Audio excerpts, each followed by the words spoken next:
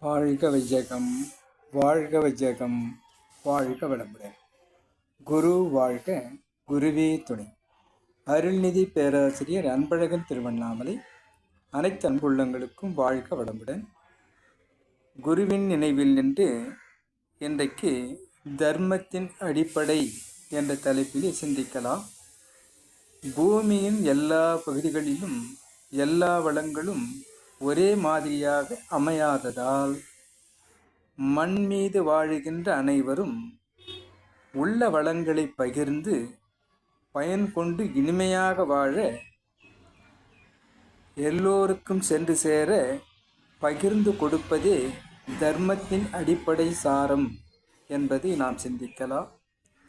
இந்த இயற்கை சட்டமேதான் அடிப்படையாக கொண்டு மதங்கள் அமைந்தன என்பதை நாம் சிந்திக்கலாம். அனைத்து அன்புள்ளங்களுக்கும் வாழ்க வளமுடன்.